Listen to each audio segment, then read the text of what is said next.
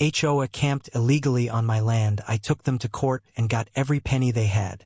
The sun beat down on my 80 acres, a patchwork of wildflowers and dreams I'd inherited from my father. For years, I tended this land in rural Oregon, pouring sweat into its soil. Then came the HOA Karens, HOA to be precise. Karen and her husband, Dale, led a pack of suburbanites who'd bought plots nearby, dreaming of rustic retreats. They called my land untamed, a blight on their manicured vision. I called it home. Trouble started when I found their campers parked on my northern field, trampling my wildflowers. Karen, with her sharp bob and sharper tongue, stood defiant, claiming they'd borrowed the land for their HOA's community garden. No permission, no apology, just entitlement. I asked them to leave. They laughed. Dale, wiry and smug, said, "What's a few acres to you, old man?" I saw red but kept calm. I gave them a week. They didn't budge. Instead, they dug in literally. Fences went up, flower beds appeared, and their garden spread like a weed. My land became their playground. I found their trash, their signs proclaiming Karen's blooms, HOA pride. My blood boiled. I hired a lawyer, a grizzled local named Martha, who warned me, "These folks fight dirty." I didn't care. This was my land. The lawsuit was a beast. Karen and Dale spun tales in court, painting me as a greedy recluse hoarding land I didn't need. Their lawyer flashed photos of their garden, kids playing among flowers, as if I'd robbed them of Eden. The jury wavered.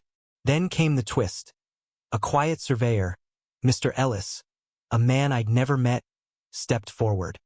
He'd worked for the county years ago and revealed Karen's HOA had forged boundary maps to claim my land as theirs. The courtroom gasped. Martha's eyes gleamed. We had them. The trial turned vicious. Karen sobbed, claiming poverty, but Martha uncovered their hidden assets as second home, offshore accounts. Dale cracked under cross-examination, admitting they'd planned to flip my land for profit. The jury ruled in my favor. Every penny they had, $1.2 million, went to me. I'd won, but victory tasted like ash. I drove home that night expecting peace. Instead, I found my fields torched. Blackened wildflowers stretched to the horizon. A note on my gate read, "You took everything.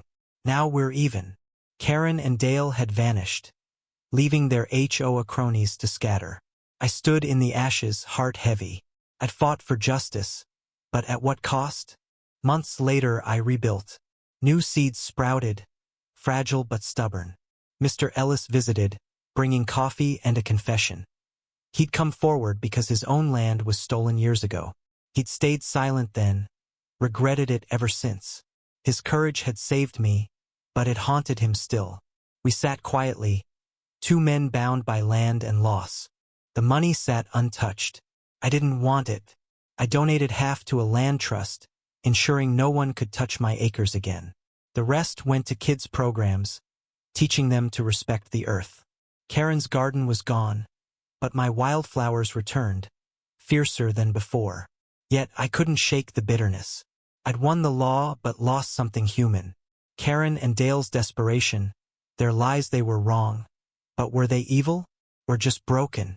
I passed that charred field daily, a scar on my soul. Justice prevailed, but the fire lingers. What's right when everyone loses?